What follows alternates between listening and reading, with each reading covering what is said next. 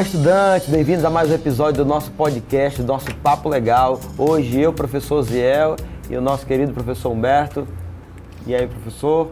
E aí, Ziel, e aí, tudo bem, pessoal? Hoje, podcast promete muito, hein? Preparem as canetas, o caderninho aí, que aí vocês vão precisar fazer uns cálculos, não vão, Ziel? Hoje nós vamos ter volume, massa... Grandezas em geral, eita! Cadê a mulher? Tava lembrando, cadê a mulher do carro marrom? Cadê o homem da mulher do carro marrom? As dicas. Boa. Hoje aqui com o nosso coordenador, nosso chefe, ele não gosta da expressão chefe, professor Bartô Galeno, e ela, professora Miriam, também conosco aqui, nossos dois professores de matemática. Fique à vontade, se apresente. Primeiras mulheres, Miriam. Primeiras mulheres.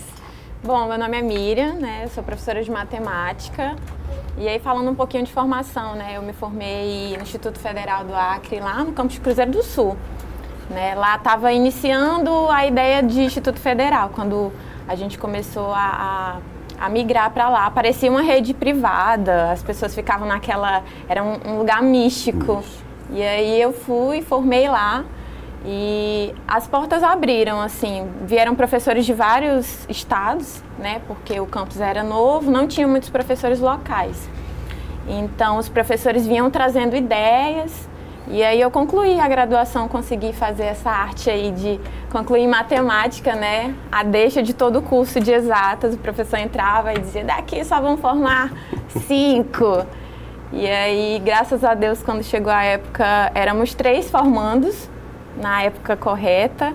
Eu já tive que colar especial, porque pelo meio do curso o professor ficava ali, o mestrado e tal, né? Eles incentivando essa área acadêmica mesmo. E aí eu peguei o gancho, quando fiquei ali simultaneamente terminando a graduação e estudando para o mestrado. E aí engatei, e aí vim, fiz o mestrado aqui pela nossa grande UFAC. Grande UFAC. E aí fiz o mestrado ali, iniciei presencial e concluí pandemia, concluí 2020. A gente já estava aí, pandemia, alguns processos ali online e tudo mais, né? Bem desafiador, assim, esse processo de conclusão. Aí depois eu voltei um pouquinho e voltei assim, porque geralmente você faz a graduação, aí uma especialização e o mestrado, doutorado, né?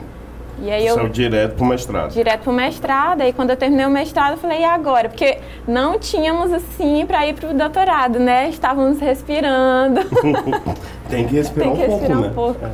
Aí eu voltei, fiz 2 especializações em didática do ensino da matemática e a neurociência do desenvolvimento. Que legal. E aí essa foi essa lacuna aí, esse espaço aí de formação, né? E aí comecei a atuação já bem cedo também, em programas que o Estado tem mesmo, em relação à monitoria, que o Ensino Federal também tem, até entrar de fato, né, na Secretaria de Educação e redes privadas trabalhando ali em diversos níveis, né? Ensino fundamental, médio, educação de jovens e adultos, técnicos, subsequentes, e aí vamos indo. Legal. Professor Bartô, e o senhor e sua trajetória? Minha trajetória. O senhor não, você, né? Se chamar de você, de senhor não dá certo, não. Obrigado. Eu sou graduado em matemática pela Universidade Federal do Acre, né? Fiz uma especialização pela UFF em novas tecnologias no ensino da matemática e de lá para cá venho fazendo alguns estudos, né? Eu sou psicopedagogo também, neuropsicopedagogo, gestão pública,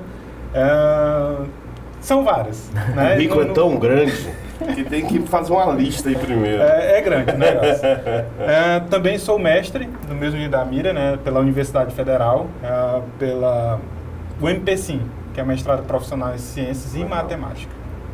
Bom. E aí, estou na secretaria desde 2009, sendo professor, formador e outras coisas mais que vêm que for preciso, né? Exatamente. Estamos aí. Deixa eu fazer uma perguntinha aqui, Miriam, da tua turma é na turma de 40 ou de 50 alunos? 40. 40 alunos. 40, majoritariamente então, homens.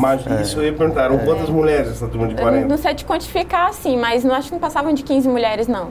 E quando formou, formaram 3? 3. Tu era... 2 mulheres. Olha só, tá vendo 2 isso, mulheres, cara? né? Legal. A gente formou assim, colou especial, né? Mas assim que a gente concluiu, né? Já estava em época de conclusão. E aí formamos 2 mulheres e um homem era do meu grupo ali. No início formou um grupinho de estudos e aí a gente conseguiu fixar ali até o final, e aí a gente colou junto esses 3. E foram se ajudando e tudo de forma junto. A gente vê muito isso na graduação, né? Principalmente quando se fala nas exatas, no ensino de matemática. A gente vê poucas mulheres, mas tem mais homens trabalhando nessa área. Boa. Pegou aquela ideia, né, de que cálculo é mais para homens e tal, mas tem umas mulheres que não nada a ver, umas mulheres fantásticas em cálculo e tal. E eu trabalhei com a Miriam também, a Miriam dá show. Sim, pegando um gancho nisso tudo, até do que vocês falaram, pensando aqui, e talvez para o nosso aluno da terceira série do ensino médio, ele não tenha essa dimensão da universidade, essa questão das exatas, de ser maioria homens, enfim. E aí, pegando um gancho até para fazer um pouco de sentido em algumas coisas para ele, a primeira pergunta que eu faço assim, para os dois é se vocês perceberam essa distância entre a matemática que vocês viram na escola e a matemática lá da universidade. Como que foi assim, o choque disso? Se fez sentido, se não fez sentido, enfim, com a relação da matemática da escola com a matemática que vocês viram na graduação no nível superior. Sabe, pela Miriam. Então, teve uma distância. Teve uma distância, assim. Na faculdade, a gente tinha mais uma relação da aplicação do conteúdo mesmo, uma forma mais direta, né? E aí, quando eu me vi no chão da sala de aula, e assim, hoje a gente já está numa roupagem que, por exemplo, há 10 anos atrás eu não via, que era essa intercontextualização. Então, hoje a gente tem ali a etnomatemática, a modelagem, resolução de problemas, né? Antes a gente estava muito voltado, eu chamo de questões resolva, calcula, faça, acha o X.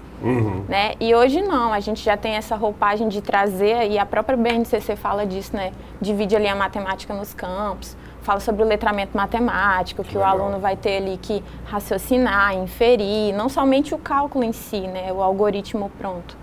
E aí vai dividindo a matemática em campos. E assim, na graduação a gente não tinha essa visão tão ampla, né? E quando a gente foi para o chão da educação básica mesmo, a gente viu ali as necessidades e tudo mais, e aí a gente viu essa distância. Só que assim, uma coisa muito alinha com a outra, porque se eu tenho saber científico, eu vou conseguir trazer ele para alguma aplicação, né? Então, por mais que tinha essa distância, a gente lá era muito mais massificado na resolução ali dos exercícios, as listas e listas, né? E hoje a gente traz mais esse dinamismo, onde a gente consegue ver essa necessidade do para que serve, né? Então hoje a gente consegue fazer esse alinhamento, mas tinha essa distância sim, e quando eu iniciei na profissão eu ficava, caramba, é um pouco distante. Mas eu acho que hoje em dia a gente já consegue aí trazer mais os alunos da própria graduação com algumas bolsas que tem, né, iniciação científica, alguns projetos de residência, pedagógica e tudo mais, trazer mais para a realidade, né? E aí até para o próprio Enem, antes do Arthur falar, o Enem você tem ali estudos de casa, é algo do dia a dia, né? Então, cotidiano, aí você vai aplicar matemática para resolver esse cotidiano. Então, na universidade você tem uma coisa mais técnica mesmo, né? Então, seria essa diferença. Isso. Porque é legal o Enem. Sim. O Enem, ele traz ali um problema do dia. E aí, como é que você vai resolver esse problema? E às vezes você não precisa nem de uma fórmula em si, mas o raciocínio lógico, ali você consegue resolver. Então, tem essa diferença. Então, a gente consegue ver uma distância aí, que o ensino médio, a BNCC, está trazendo algo que faz mais sentido, mais do dia a dia, e a universidade ainda está muito técnica ainda, né? E não só para matemática, viu? Na minha área também é a mesma coisa, você vê uma distância enorme do que é do dia a dia e do que é a universidade. Então, eu acho que a gente precisa alinhar ainda, né? Mas assim, falando desse distanciamento, eu acredito que se faz necessário, em que sentido? Para eu, por exemplo, trabalhar as álgebras do ensino médio, por exemplo, eu tenho que ter um olhar mais amplo daquele campo da álgebra. Então, a universidade ela vem trazendo essas estratégias, esses argumentos dentro dos componentes, dentro da disciplina, para que o aluno, docente, né, que está lá se graduando, ele tenha essa visão mais macro. Por exemplo, se eu trabalhar algumas situações, problemas no campo da função do primeiro grau, temática, eu posso ter algumas situações que eu posso elevar esse nível utilizando o cálculo do limite, da derivada, e até mesmo, por exemplo, né, Miri, que a gente pode estar falando sobre isso, quando a gente estuda, por exemplo, a análise real, né, que é um campo da matemática que ela é bem mais abstrata. Então, em seus teoremas, em suas conjecturas, faz o aluno pensar além para que quando ele estiver lá ensinando a educação básica, no ensino da matemática, ele tem essa visão mais macro. E aí ele faz com que o aluno ele percorra esse caminho sabendo percorrer nessa resolução da atividade. O que ele aprendeu lá, ele vai aplicar de fato no dia a dia, no só cotidiano. Que aí o professor, o aluno, né, ele tem que ter essa visão, que ele está aprendendo para. Né? Então, ele tem que perceber isso. Entendi. Óbvio que o ensino da matemática na escola, do ensino básico, é diferente. Ela é mais aplicada, ela é mais cotidiana, é do dia a dia do aluno. Diferente daquilo que a gente vê na universidade, que é o que vai te dar visão para. O professor... Que é aquela ideia que a gente sempre pensa assim, mas pra que eu vou usar isso aqui, né? O aluno na escola, ele fica muito naquilo. Mas hoje eu não usei Bhaskara no meu dia a dia, né? Tem uns memes, mas usa, acaba usando, exato. Então, talvez, e aí como eu sou da velha guarda, já sou da velha guarda, gente. Eu estudei numa escola que não trazia isso do dia a dia, era meio que a universidade dentro da escola. Sim. Então era muito técnica, né? Então realmente você fica assim, gente, pra que eu usava isso? Decorava esse monte de fórmula e tudo mais. Aí hoje você tá resolvendo a questão do Enem, o Enem às vezes já te traz a fórmula, quer que tu entenda como aplicar. Exatamente. Aí isso é legal pra caramba. Então, na minha formação escolar, eu não tive essa base. Eu tive aquela, assim, decora essa fórmula, encontra o X e tarana. Não sabia nem por que eu estava fazendo aquele cálculo. E aí, por exemplo, na linguagem, você fica assim, imaginou o Zé tá ali, interpretou a questão, não, isso não tinha nem o que interpretar. Tira os dados, põe na fórmula, resolveu. Por que eu achei o X? Não sei, mas achei. Era muito isso, né? Isso é muito legal, assim, antes, né, a galera mais velha, a gente tinha aquela história de educação, de a sala de aula ser para ensinar você, a escola como um todo, né? Te ensinar a ler, escrever e calcular. As 3 coisas. E aí, vocês falando sobre a universidade, é importante lembrar para o aluno que é sempre outro mundo, né? A gente tem a percepção, a matemática. A matemática, a história até do Murilo Gana, é o loop infinito de ensinar os filhos, os sobrinhos a resolver Bhaskara. Então eu aprendi Bhaskara para quê na escola? Para ajudar meus filhos e sobrinhos a resolver Bhaskara. E não é a aplicabilidade da própria vida, independente da profissão. Obviamente tem professores, claro que a formação, a graduação de licenciatura majoritariamente para ser professor, obviamente, mas tantas outras possibilidades, né? Como o próprio aprender a ensinar, né? Que até é algo a se pensar, né? Como ensinar, e a pergunta que eu já pego o gancho e faço, como ensinar a aprender matemática, os desafios, né? Que o aluno ele não pode usar no Enem calculadora, né? Ele não tem o tempo hábil ali para usar os palitinhos, né? Como a gente aprendia matemática antigamente lá no ensino fundamental. Qual o maior desafio de ensinar e de se aprender matemática para vocês? Começar aqui agora pelo Bartô. Vamos lá. No ensino da matemática, existe alguns gargalos, né? E até mesmo uma dificuldade do próprio aluno desde a educação básica. Qual é? Leitura e interpretação. Culpa é minha. A gente não tô colocando a culpa. Sim. Mas é que assim, ela faz parte. Se o aluno ele não sabe ler e interpretar, óbvio que ele vai ter uma dificuldade quando se fala em matemática. Sim. A matemática ela é uma outra linguagem fora da língua materna. Então nós temos lá a nossa língua materna, que é a língua portuguesa, e vai ter a matemática como outra linguagem, que é simbologias, né, que ela vem da língua portuguesa, que é a nossa língua materna. Então, o aluno, ele só tem que fazer essa transposição da língua materna para os símbolos. Mas, para isso acontecer, é necessário que ele tenha essa boa leitura e essa boa interpretação, para que se utilize as estratégias que existem na matemática. E aí eu via muito, vou até dar um show de orelha nos professores, tá? Sempre aquela briga o seguinte, gente, bora ajudar na interpretação da leitura e tudo mais, todas as disciplinas. Porque não é só língua portuguesa, tem que ajudar na interpretação e de fato. Se você não entende o que o comando está pedindo, como é que tu vai resolver? Não faz sentido, né? Então, realmente, quando a gente pega assim, mas eu sou da geografia, eu sou da história, eu sou da filosofia, não tenho nada a ver com a matemática? Tem. Com a leitura, com a interpretação, com a análise dos dados. Então, realmente... Um exemplo, Humberto. Fuso horário. Fuso horário. Cara, adoro fuso horário. Né? E eu resolvo fuso horário com palitinho, tá? Tem as cálculos, tem as fórmulas, eu sei todas, mas eu arrumei uma estratégia que o aluno consegue resolver fuso horário sem precisar de fato usar uma fórmula. entendeu? Com raciocínio e tudo mais. E realmente, isso o professor da geografia, ele tem essa obrigação, não só de geografia, mas principalmente ali fora da área da matemática, essa obrigação de fazer o aluno entender o fenômeno. E aí você chega na matemática por consequência. Escala, cara, redução de escala, fuso horário, eu sempre dou aquelas dicas, me medo nas aulas de matemática também por causa disso. Porque é a realidade do mundo, é você trazer o que acontece no mundo e aplicar matemática em cima. Cara, é fantástico. Matemática é maravilhosa, gente. Só não sei usar. Mas mas usa muito. Mas usa muito. Usa você, Miriam, na Tiradentes, né? Na Escola Tiradentes, seus alunos com certeza estão nos assistindo. Quais os desafios de ensinar? E com o diretor de matemática. Sim, diretor de matemática. Com o diretor de matemática. Meu irmão. Então, assim, eu acho que um grande tabu, além, né? Não vou repetir o que o professor falou, é o que já está enraizado. Existem dois grandes grupos, o grupo que sabe matemática e o grupo que não sabe matemática. E esse grupo que sabe matemática, ele é super valorizado. Porque o que eu presencio muito, assim, você chega e diz assim, por exemplo, o professor Humberto, né? Eu sou professor de... Alguém chega e diz assim, você é o quê, né? Qual a sua formação? Aí diz, sou professor, de quê? De geografia. Legal. Né? E aí, quando alguém chega, e eu já presenciei muito isso, e as pessoas, qual a tua área? Eu sou professora de quê? Matemática, a pessoa. Nossa. E assim, bora colocar dois grupos. A pessoa que gosta muito de matemática. A pessoa, caramba, que legal. Eu gosto muito de matemática. Eu sempre fui uma boa aluna e tal. Emenda ali um papo, né? Mas a pessoa que não gosta, ela não diz assim, vixe. Ela diz assim, caraca, matemática é difícil. É verdade. Então, são pessoas que se surpreendem com.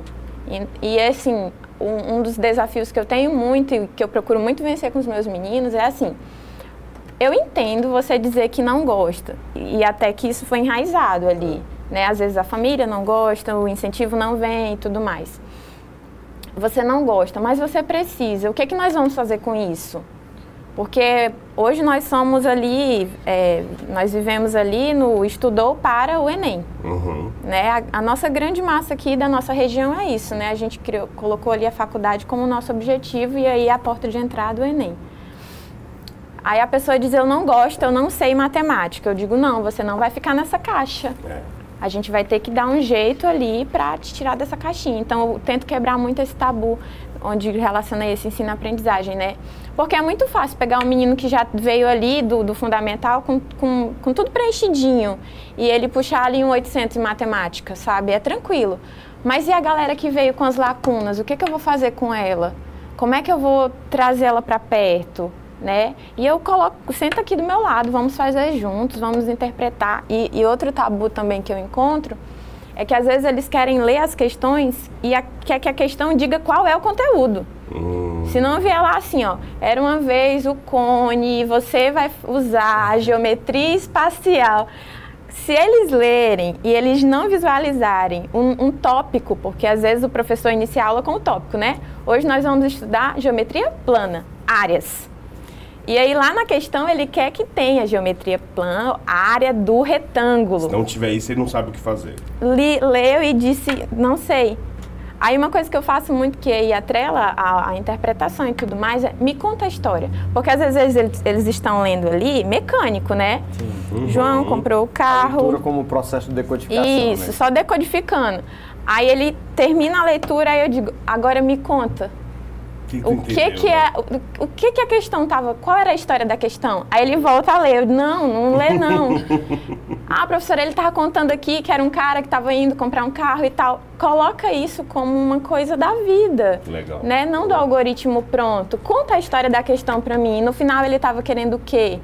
Né? Então eu tento quebrar essas barreiras, trazendo mesmo eles para perto. Eu recordei agora, desculpa te cortar.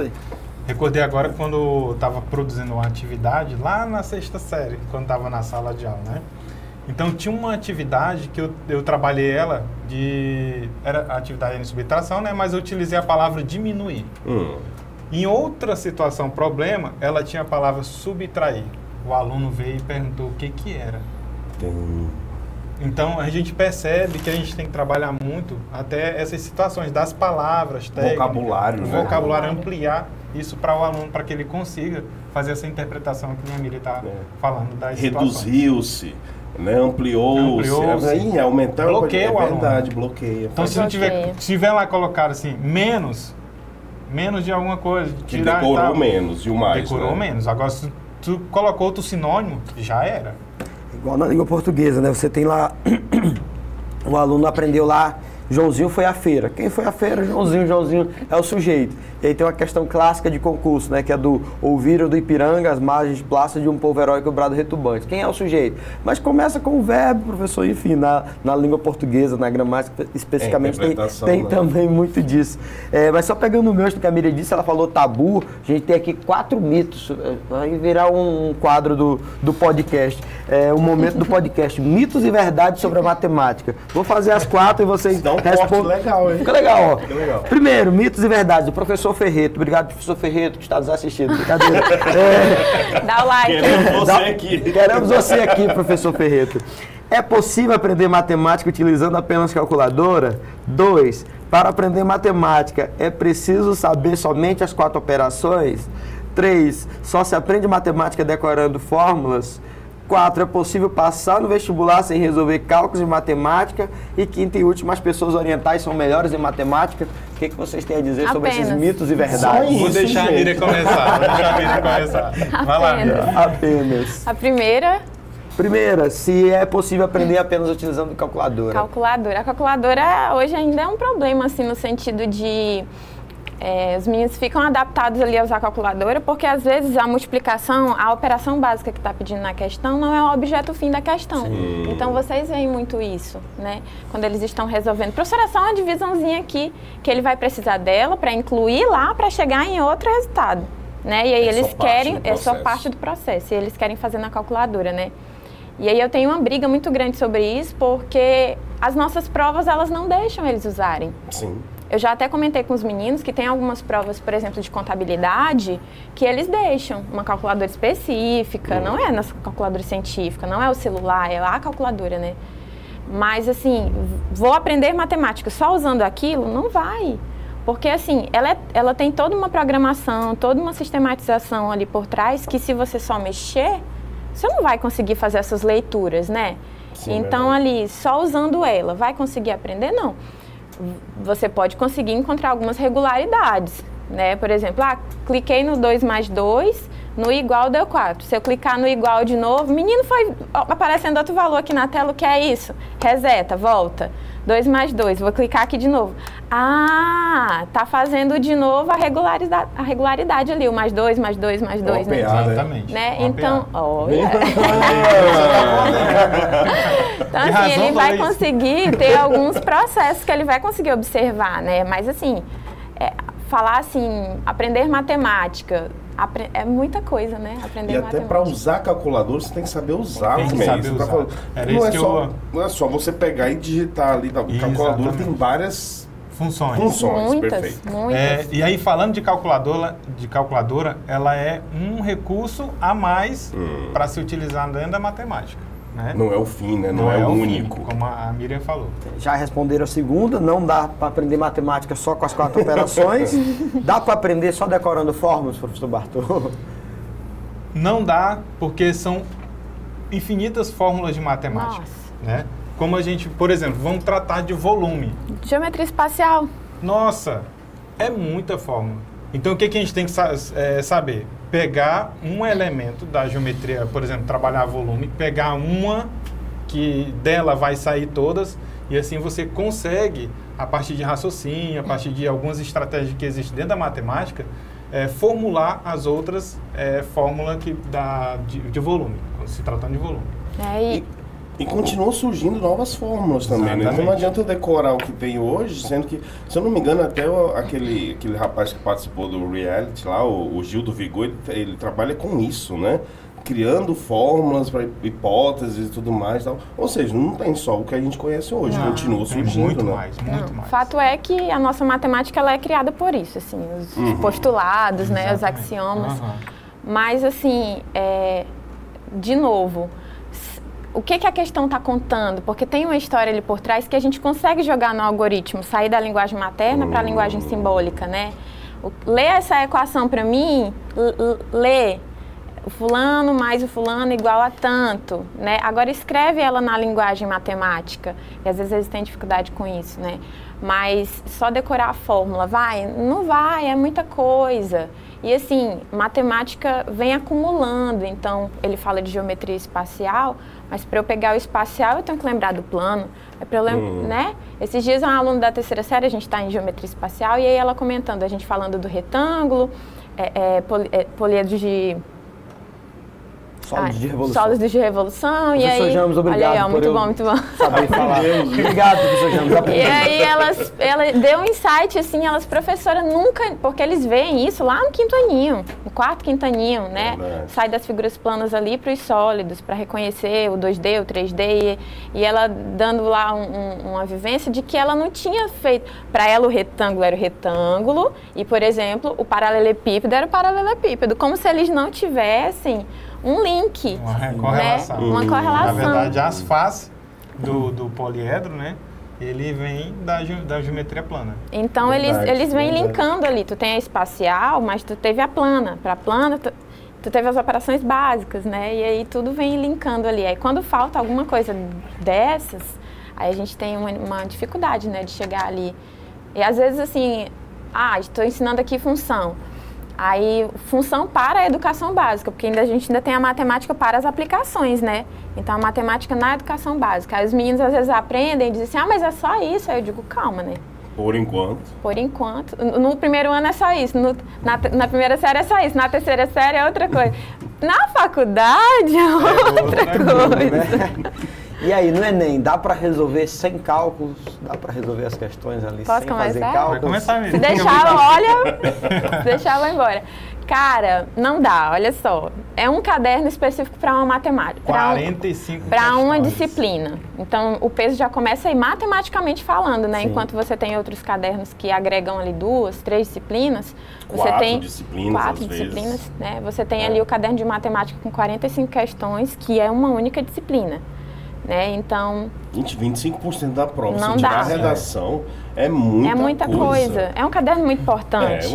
Né? Independente do peso que você vai escolher uma área ali, né? Os meninos vão escolher. Mas assim, escolhi não fazer matemática. Não é só matemática que você está escolhendo não fazer se você não quer fazer conta, porque você tem conta no caderno de física, química, biologia. Geografia. Né? Geografia. Né? Caiu escala. Como assim eu estava esperando essa questão só no próximo domingo? Fuso horário e tem cálculo hoje? Verdade. Né? Então não dá. Não abram mão, gente. Matemática é tão bom. Deixa o Arthur falar, eu tenho uma perguntinha para ele também. Eles até responderam a outra, né? Se os orientais são melhores em matemática ou não, né? Na verdade, nós, os alunos, estamos acompanhando. Os nossos professores, acreanos da casa, são ocidentais. Ocidentais, não são só os orientais que são bons em matemática. É mito. Gente, o que vale refletir sobre isso é o foco e a determinação. Boa. Né? Sim. Respondendo sobre os orientais, na verdade eles focam nisso, assim como, por exemplo, os conhecimentos mais atuais da matemática é mais trabalhado na Rússia. Né? Se você pega algumas situações na matemática do nível superior, você vai ter mais escrito na Rússia. Caramba! Então não é na parte oriental ali, né? Então vem muito, por exemplo, a matemática mais moderna, mais aplicada, né? Essa que trabalha com modelagem, essas coisas, já é mais dos franceses, né? Então, vai da época e das situações matemáticas que estão acontecendo no mundo. Falando sobre a matemática no Enem, a gente sabe que os cadernos de matemática são 45 questões. Vai acontecer de ter uma temática, mas ela vai ter sua complexidade. A gente sabe que na avaliação, ela vai ter vários níveis, se falando de habilidade, né? Então, há momentos que é necessário fazer uma questão sem cálculo, só utilizando a interpretação, a leitura e interpretação, e há momentos que você vai ter que realmente usar a fórmula, discorrer lá matematicamente, aquela estratégia até chegar na solução. Legal. Então, não é fechada, né? É todas as questões? Não. É todas as questões com cálculo? Também não. Também não.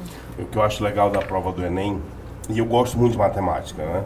passei no vestibular para matemática, inclusive, em 2004, não cursei, mas passei, né? Não pude cursar por questão de logística ali do meu tempo. Mas o Enem é uma prova muito democrática no seguinte, quando fala assim, as pegadinhas das questões do Enem, você não vê pegadinhas nas questões do Enem. Né? Tanto é que a prova de matemática, assim, a resposta nunca é aquela muito próxima, sempre tem os distratores, né? São bem distantes um do outro mesmo. Exatamente. Então, se você foi ali, né? Tipo, o James, nosso professor do pré-ENEM também, ele fala muito, né? Se você vai calcular o pi, não precisa fazer 3,14, faz com 3 que você vai chegar na resposta próxima. Então, isso é legal pra caramba. O aluno, ele sabe o que fazer, ele soube aplicar.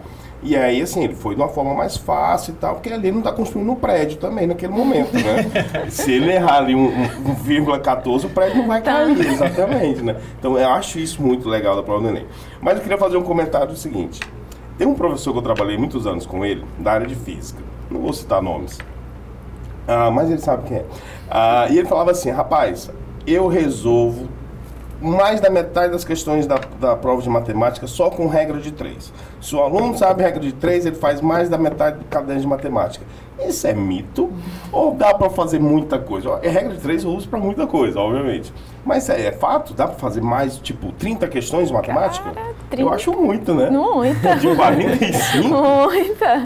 É assim, falar mais da metade é muita coisa, forçar, né? Mas dá para fazer muita coisa.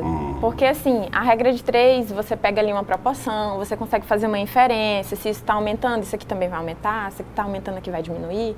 Então, você consegue... Só que, assim, como que a gente consegue fazer isso? O menino já está ali com um pensamento bom, né? Não é qualquer menino que vai conseguir aplicar qualquer questão, porque tem a questão que a proporção está ali clara. Certo. Mas tem algumas questões que a proporção não está tão clara. Aí, às vezes, alguém disse, eu fiz por regra de 3. Mas, assim, o nível de compreensão do que está acontecendo ali na questão já está muito bem consolidado. A leitura matemática dele foi tão boa que ele chegou a resolver conseguiu com a regra fazer de a 3. aplicação. Exatamente. Tá. Né? E aí, quando se fala da regra de 3, vale ressaltar, né? Ela é como uma base para a resolução de algumas situações problema. E aí vai a depender, né, do caderno de matemática que vem no dia. Possa ser isso, que né? o autor das questões ele foi mais por viés da leitura e interpretação, mas outro por mais pelas estratégias matemáticas. E aí, quando se fala das estratégias de matemática, quando vai para a resolução, geralmente lá pelo finalzinho da situação ela cai numa proporcionalidade. E aí, quando se fala em proporcionalidade, regra de 3. Regra de 3. Boa. Puxando um pouquinho que ele estava falando dos orientais, né? E aí a gente diz, mito, vamos defender a nossa causa. Assim, o fato é que eles estão eles são pódios. Né? Quando a gente fala em avaliações externas, eles são pódios. Mas eles têm países deles que também estão em outros, tão abaixo como nós, ali, pelo fim da lista, né? Mas o que a gente vê muito nas nossas crianças, nos nossos meninos, é que o fundamental ele passa ali para a prova. Vou fazer para passar, vou fazer para a prova, né? Quando eles chegam no ensino médio, eles têm ali 9 anos de fundamental. E aí eles têm 3 anos de ensino médio. Exato. Aí eles conseguem perceber que o espaço de tempo agora é curto. Então, agora eu tenho que ir. Tem que ir. Às vezes na primeira série eles ainda estão ligando aí essa chavinha, e na segunda série, que eles já se veem ano que vem na terceira série, aí eles vão virar a chave e vão dizer assim, agora eu tenho que focar. Né? Então, e os outros 9 anos, ele não focou. Ele meio que passou. E aí vem um problema, né, Miriam? Porque assim, é a base, né? eles esqueceram a base. Pois e a matemática, quando você vai trabalhar lá, por exemplo, no ensino médio, a base toda está no ensino fundamental. Como, por exemplo, a Miriam estava falando ainda há pouco sobre geometria analítica. Sim. Geometria espacial. Né? Mas a geometria espacial e a geometria analítica, para eu entender ela, eu tenho que ter lá a base que é a geometria plana. Os axiomas iniciais, que é o ponto, reto e plano. Que tu viu então, lá no se eu não fundamental. souber esse básico, vai ficar muito mais difícil eu fazer as interpretações agora da geometria espacial e da geometria analítica. Muito. E aí, nesse ponto, algo que me deixa com muita angústia é quando eu vejo alunos chegando no ensino médio com discurso. Não, eu sou de humanas. Eu sou de linguagens. Cara, você não é de nada ainda, porque tu tá na escola, tem que ser de tudo, na verdade, né? Então, assim, ele já meio que desistiu. Exatamente. Não, matemática, professor, eu vou no rumo, eu faço só para passar, só pra... Cara, importância gigantesca na faculdade, dependendo do curso. Aí eu fazer medicina sem saber matemática, Osiel. Não vai. Como é que faz? Entendeu? Então, assim, vai. quando eu vejo esse discurso, e me preocupa também, que às vezes alguns colegas nossos colocam esse discurso também.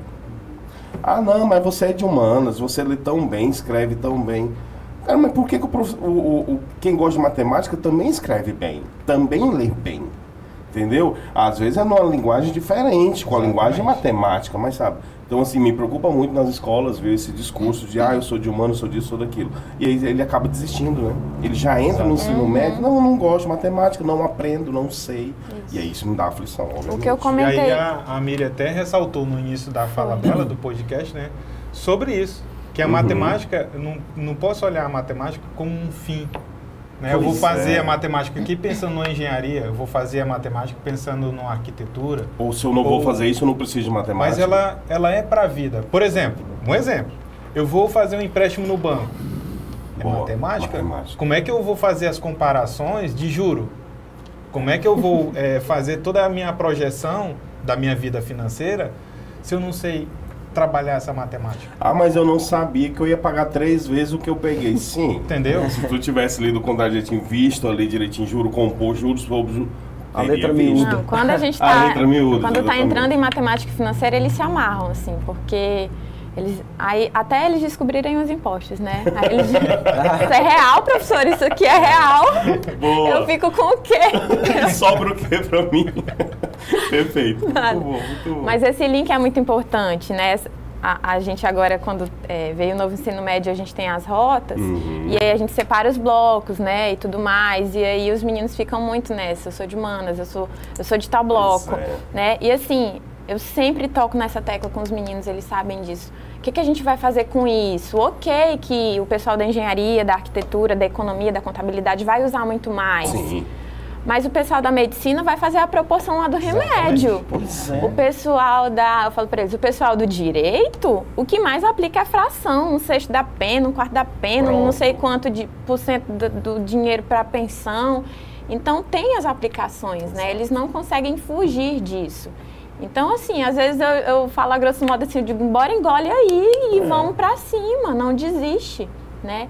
E aí, puxando da interpretação do fim da questão que a gente estava comentando, eu falo para eles terem muito cuidado em voltar para ler o comando, né? Porque às vezes a questão ali está tratando uma coisa e no final ela quer outra.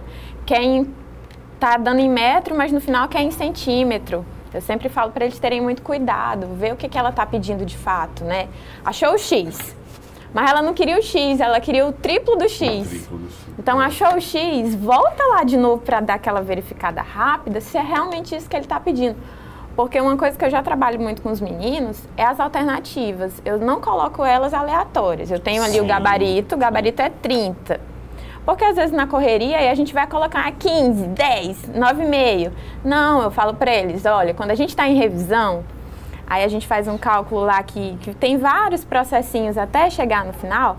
Aí eu digo, se tu fizer só o primeiro processo, esse daqui vai estar lá na letra A. Se tu fizer até a metade, vai estar lá na letra B, o gabarito vai estar na letra C, a letra D é o valor negativo que ainda vai ter gente que vai marcar, sabe? Maria teve quantos filhos? Aí tá lá na letra E, -5. E tem gente que marca, né? É verdade. E as alternativas, de fato, ela também é pensada assim, né? Sim. Se ele seguir esse caminho aqui, vai dar essa resposta. E tá lá. E tá lá. Aí você fez, fazer, opa, achei. E o Enem trata assim, né? Os distratores. É tanto que assim, você não zera. Sim, não né? zera. Então, assim, eles vão trabalhando ali e eu tô falando toda hora do meu caderno, tá? Não tenho... Perfeito, Tá. É isso mesmo a ideia. Eles vão estar lá, então às vezes eles chegam na metade do cálculo e tá lá e eles saem achando que arrasaram, né? Então volta para fazer essa verificação. O que ele queria? Ele não queria o X, ele queria o triplo do X, ele queria a diferença do X que ele deu pelo X que você encontrou, né? Então ter essa cautela. Eu acho o Enem democrático, né? O TRI vai fazer isso mesmo. Olha, por esse caminho aqui tá errado, mas ele teve uma linha, um raciocínio matemático para chegar nesse ponto. Exatamente. Então beleza, ele não acertou o gabarito, mas ele vai ter uma pontuação tal, que as questões não valem um ponto por acerto. É uma mãe, eu também acho. Mas não, ele vai ter ali 30% daquela pontuação, 50%. Ele realmente, ele segue a linha. Qual foi a linha que ele seguiu? Eu sempre dou o costume assim, né? 5 ao quadrado. Ah, professor, é 10. Foi uma linha de raciocínio que tu usou, né? Mas era 25, Então, assim, tem essa questão. O Enem faz muito isso mesmo. E aí, quando tá falando sobre a TRI, é justamente isso. Ela vai elencar lá os distratores pensando no percurso que o aluno vai ter da resolução da situação. Exato. Então, para cada paradinha que ele der, vai ter uma alternativa, um distrator. Então, o aluno ele tem que perceber isso. No comando da questão, aonde eu quero chegar. E aí, quando eu sei onde eu quero chegar, pelo percurso das estratégias matemáticas, eu vou chegar no gabarito. Agora, deixa eu fazer uma pergunta para vocês. É estratégia que eu utilizo. Eu adoro resolver questões de matemática. Por exemplo, se eu tenho lá que eu tenho que achar o x, independente da questão que for. Muitas vezes, eu uso as alternativas ao meu favor.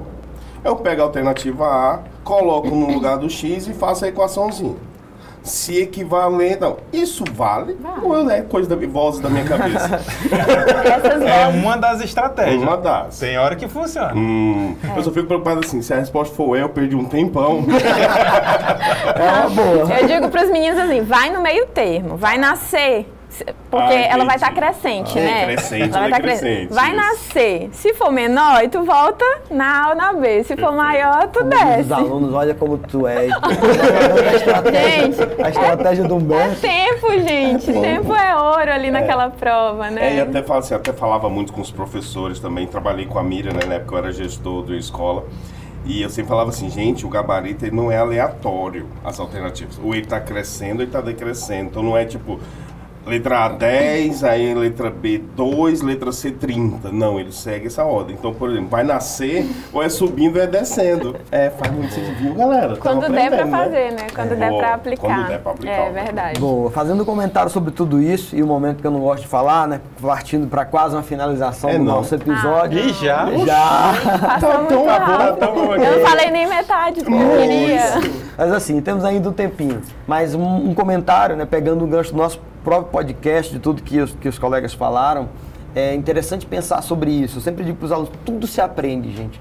Tudo você aprende. Obviamente, quando nós pensamos nesse episódio, a galera da área de matemática, a gente mediando aqui, mas tudo você aprende, gente. Nós falamos lá no nosso primeiro episódio com o professor Tiago Benedetti sobre a questão das inteligências. Nós citamos, e é algo que nos aulões, a nossa equipe do Pré-ENEM fala muito sobre isso. Que o aluno, os testes de QI, por exemplo, eles trabalhavam só o lógico-matemático, que é uma inteligência linguística. Então, quando eu falei sobre o ler, escrever e calcular, só são duas inteligências, que todo mundo tem, obviamente.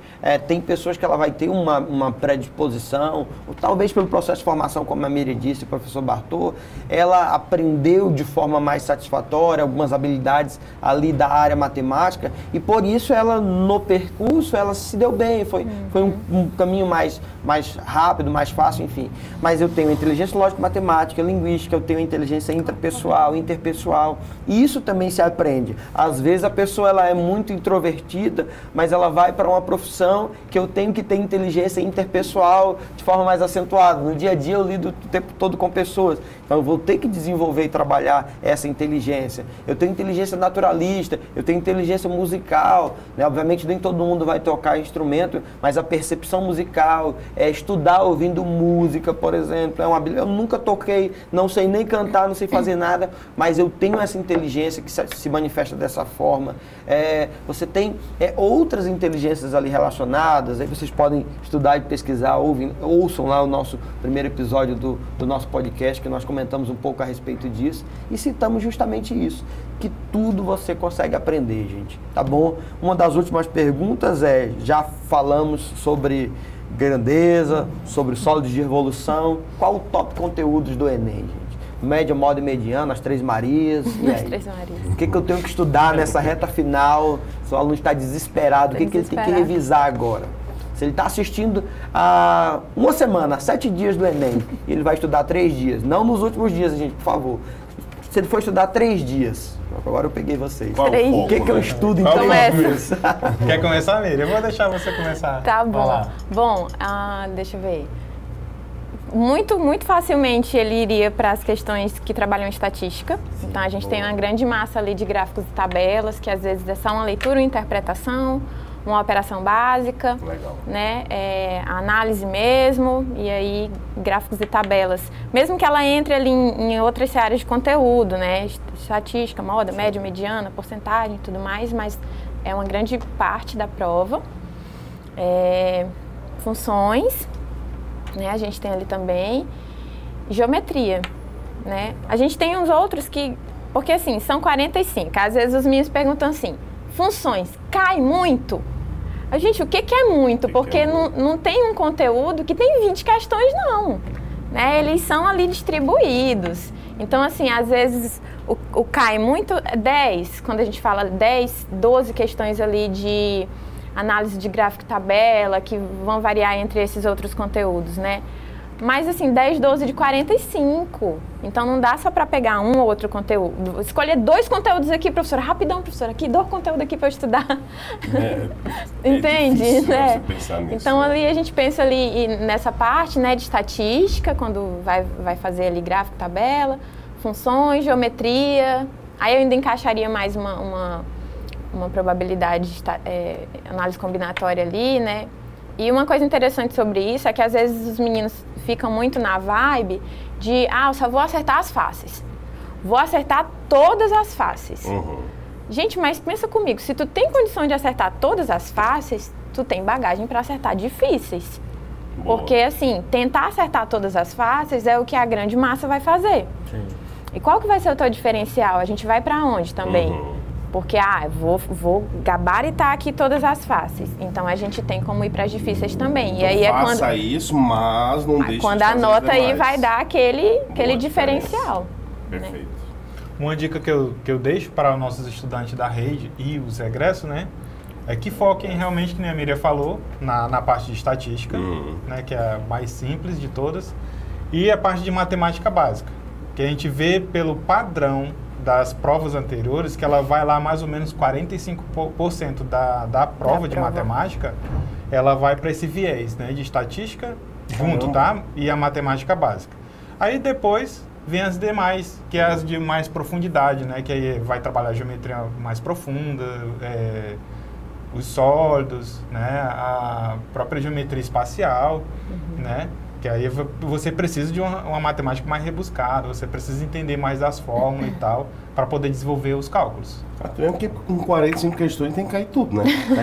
Mas claro que então, tem o foco ali e tal. Deixa eu só fazer mais um comentário aqui para ajudar bastante os nossos alunos no seguinte. Eu sempre falo, né? Geografia hoje, há muitos anos, ela vem sendo o carro-chefe do caderno de humanas. Das 4 disciplinas, quase que 50% da prova é geografia. E eu sempre falo para eles assim, e sempre dá na geografia, daí isso é isso que eu quero saber de vocês. Se eu tenho um gráfico ou uma tabela, a resposta sempre está no gráfico e na tabela. Na geografia é sempre assim. Então, assim, gente, aprendam a ler tabela, aprendam a ler gráficos, aprendam a ler uma charge, né, que aí entra a linguagem também. Porque a resposta está ali dentro, ela não vem à toa. A matemática entra nesse caso também, se tem uma tabela, tem um gráfico, o foco está ali no gráfico e tudo mais. Sim. É isso, né? Tem sim. Sabendo ler. Isso é tão importante para os estudantes, viu? O Zé pode até concordar comigo que ele é professor de língua portuguesa. Exato. Teve, se eu não me engano, Enem de 2022. Quando se fala da redação, ela vem lá, aqueles textos, como é que se chama? Os textos motivadores. Os textos motivadores. Vem matemática total. Pois é. Infográfico. Na língua portuguesa. Na matemática a gente faz leitura de gráfico e tabela. E aí, ele utilizando essas estratégias, por exemplo, o conhecimento de matemática lá, da estatística, né, de fazer leitura de tabela e gráfico, ele poderá utilizar essa estratégia lá dentro da sua redação. Inclusive é uma habilidade, né? O parafrasear, né? Você não vai... É uma leitura, é uma habilidade. Você não pode copiar os textos, nem ficar totalmente preso à ideia dos textos motivadores. Mas parafrasear aquilo que está no infográfico, em uma tabela, é possível e é interessante. É uma habilidade que esse aluno está demonstrando, mas ele só vai ser possível fazer com conhecimento matemático e com conhecimento ou até de mesmo leitura também. Utilizar, por exemplo, uma estratégia. Lá está dizendo 90% da população tal. O que é esse noção, 90%? Né? Se tem uma quantidade lá, eu posso fazer o cálculo rapidinho e colocar lá no parágrafo 2 da minha redação lá, desenvolvimento, né, e tal, e colocar a quantidade. Boa. Ponto. Ou até a porcentagem que falta, né? Isso Se eu ia 90% falar. faz Então, isso, 10% Aí, ele não utilizou faz aquilo isso. que a redação quer, né? Que não pode utilizar o texto tal qual. Mas E você paráfrase. usa o que está faltando. Isso. Perfeito. E assim, deixa eu... Pode ficar à vontade. Para os meninos aí que estão aí nessa reta final, né? Teve gente que chegou nessa reta final e ainda não pegou o caderno anterior para resolver, que é uma coisa importante. Legal, né? Então, assim, o que eu diria hoje? Vou fazer, tô ali há menos de um mês para a prova, que é o que a gente está hoje aí, na data de hoje, né? Vou pegar 2 cadernos anteriores e resolver em massa? Eu não faria isso. Certo. Porque tem questões ali que o que vai acontecer? Vai travar e vai desmotivar. Então, pega esse, você puxou aí o top, né? Os conteúdos top. Pega os conteúdos top e vai em cima deles. Eu vou pegar o caderno aqui hoje para resolver tudo que é gráfico e tabela. E aí vai, né? E aí ele vai trabalhar ali aumento percentual, variação, não sei o quê, ou só leitura mesmo, só continha. Usa sim o que está no gráfico e na tabela, né? O Enem, ele não faz uma contextualização descontextualizada, porque às vezes tá ali na questão de matemática o texto, mas o comando não linka o comando e o texto, o comando e a tabela, não precisa para nada, né? Não, lá a gente tem a utilização. Tem.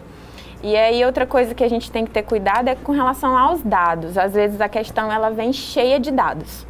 Tantos por cento não sei o que, e tantas pessoas, e 4% para cada um, e cuidado com os dados, gente. Saber filtrar. Nem todo dado vai ser utilizado. E onde que eu filtro muito isso? No comando da questão. Sim. O comando, ele tá puxando aquele dado para ser inserido? Porque às vezes eles querem pegar todos os dados e inserir todos os dados. E tem hora que não é para isso, né? Aí é quando eles dizem, é pegadinha, professora. Queria o X, achei o X, mas ele queria o triplo. É pegadinha. Não é pegadinha, gente. É a leitura. É o comando, é o que ele está solicitando. Ele disse lá o que ele quer. Então vamos se atentar a isso, né? Então pega o caderno e vai na grande massa, né? Vai tentando filtrar ali. Tem... Porque às vezes a gente diz assim, de logaritmo é difícil, né? Mas aí às vezes é uma questão fácil, depende da pessoa, depende da área da pessoa que estava ali fazendo a prova naquele momento, né? Então às vezes ela tá ali dentro da intermediária difícil por conta do tópico do conteúdo, às vezes, mas era uma questão fácil de fazer. Isso, não foi difícil.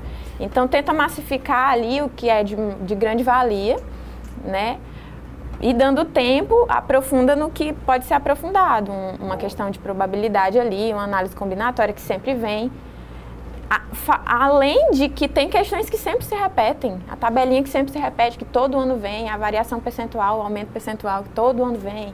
Né? Então tem questões, né? Vai para as plataformas aí, pega o que todo ano cai, o que todo ano vem, o que eu posso fazer no modo desespero ali, né? E aquela história, né? Mas esse ano cobrou com banana, no ano que vem vai cobrar com laranja. A ideia mudou a forma, mas o conteúdo é o mesmo. É o mesmo. Só mais uma que antes que o Oziel me deu um beliscão. É a nossa produção ali. A gente estava falando dos orientais, né, Oziel? Tu perguntaste dos orientais e tal. E a gente tem muito essa cultura ali Vamos pegar ali o Sudeste Asiático, né? O Japão e China, principalmente, se destacam muito, Coreia do Sul também. Eu vejo muito que eles trabalham muito com aquelas técnicas do exercício. Então é sempre treino. E eu costumo falar para os alunos assim, o camarada que vai correr 100 metros, ele treinou várias vezes. Vai falar de corrida? Vou mudar o exemplo. Não, vou continuar. A galera vai subir a hashtag episódio 2 com a Miriam. Adoro, sobe aí. Moça, viu, gente? Ele vai correr 100 metros, mas ele vai ficar treinando 50 metros, ele vai sempre treinar um pouco mais, para quando chegar no dia da corrida ele tá bem, ele sabe o que vai fazer, então tem o músculo dele sabe como se portar naquele momento. Nas questões de matemática eu vejo muito também isso. Você está treinando, o teu cérebro sabe na hora o que vai fazer. Você sabe ali a sequência, não, isso aqui vem para cá e tal. É meio que é um treinamento mesmo, não é isso? Então isso realmente é válido. Quanto mais ele treinar a resolução, mais ele vai ter essa facilidade. Perfeito? Hoje em dia é a resolução de problemas, né? Tu modela, tu insere, tu pesquisa, tu infere. Mas se tu fez resolução de problemas, é muito bom. Às vezes você chega na sala assim e, vamos lá, tu tem 1 hora de horário. Vamos fazer hoje 20 questões. Deus me livre, professora. Gente, mas no dia tu vai fazer 45?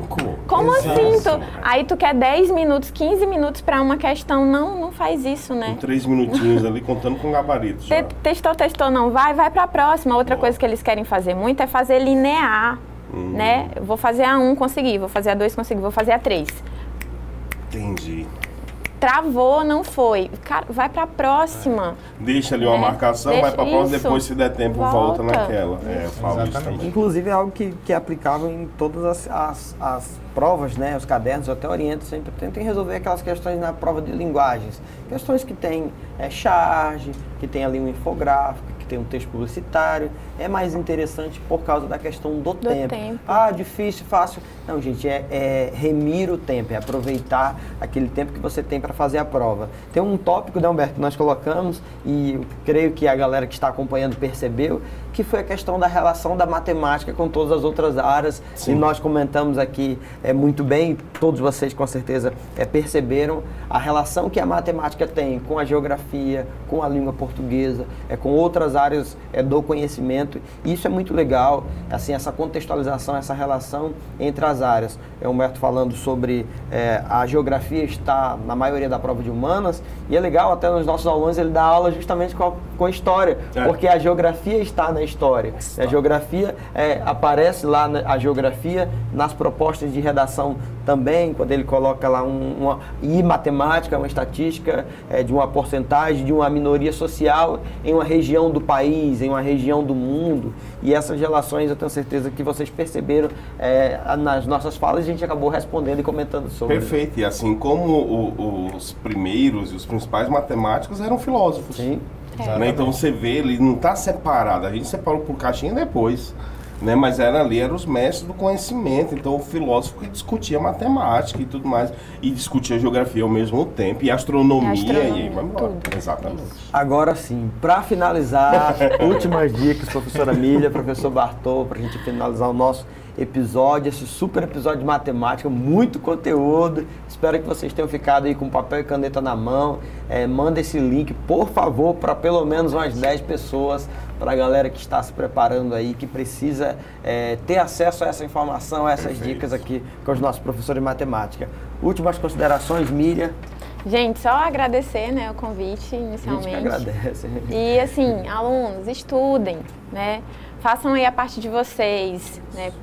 Vamos ser mais ativos que passivos, né? Não vamos só assistir, mas fazer também falando da minha área de novo. A gente precisa ali ir para a resolução de problemas, né? E também se movimenta. Eu sou muito a favor do exercício físico atrelado ao estudo, né? Porque ali tu vai jogando e cansa, né? Então se movimenta um pouquinho, a gente já tem muitos estudos sobre isso, né? E vai dar certo, né? E se não der certo este ano, vai dar certo ano que vem, porque a gente tem essa prova todos os anos, né? Só não deixa sempre para, vou reiniciar os estudos lá em março, né? Reinicia ali mais leve, tira o tempo, né? Mas assim, vai dar certo, você vai conseguir, usa as estratégias, pega o que soma e o que agrega, né? Testa, você ainda tem tempo de teste. E aí vamos utilizar isso ao nosso favor. Vai dar certo aí, né? Nosso caderno vai crescer. E a Miriam deu a ideia de um episódio, a gente falar sobre estudos e atividade física, né? Relacionar a atividade física, o cuidado com o corpo, com os estudos, com a preparação para a prova. Vamos ver se dá tempo de fazer esse episódio aí. Professor Bartô?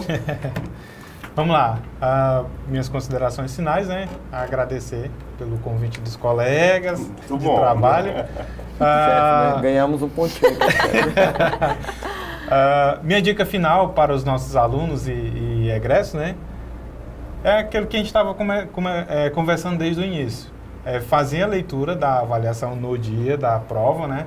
Comece pelo comando da questão. O que o autor quer? Boa. E aí você vai lá para a tabela, para o texto, e aí depois você vai para os distratores. Bacana. Ponto. Que aí você sai muito melhor do que você ler o texto todo, aí depois, o que ele quer mesmo? Você já leu o texto com direcionamento, né, Bartô? Exatamente. Boa. Então vai para o comando da questão, depois vai para o texto e depois vai para os distratores. Perfeito. Boa, muito bom. E assim, né, o professor Bartô, pegando aqui puxando aqui um pouco, o professor Bartô sempre acompanha os nossos trabalhos, né, por trás da tela. Hoje ele está aqui conosco, né, professora Dani, que sempre comenta também nos nossos podcasts. Queremos você aqui, inclusive. Queremos você aqui, Dani. É um trabalho feito, como a professora Cleice comenta muito, né, um trabalho feito a muitas mãos. A gente tem trabalhado nessa reta final para você, aluno da terceira série, e essas dicas, esses nossos episódios, é justamente para dar um incentivo para que você continue estudando, se preparando. Assistam os outros episódios. A gente agradece a vocês, professor Humberto, suas gratidões também. Para finalizar, além de todos os agradecimentos do Ociel, agradecer ao nosso secretário que proporcionou para a gente toda essa estrutura, essa oportunidade de ter essa conversa, esse bate-papo tão legal com os nossos colegas de trabalho, né? Ao governador Gladys também, que sempre apoiou e vem fazendo um trabalho bem legal na educação também. E aos demais colegas, né? Todos os podcasts que a gente gravou até agora, os que a gente vai gravar para frente também. Agradecer todos os convites que a gente faz, o pessoal aceita, sim, né?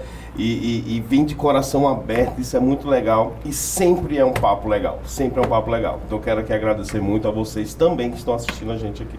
Escola Tiradentes, que recebe a gente tão bem, nos nossos alunos, todas as escolas que têm nos recebido, e a gente espera que vocês compartilhem o link desse episódio, dos outros episódios, e continuem nos acompanhando. E claro, nossa consideração final, até o nosso próximo episódio, até o nosso próximo Papo Legal. Valeu, gente, até lá. Valeu.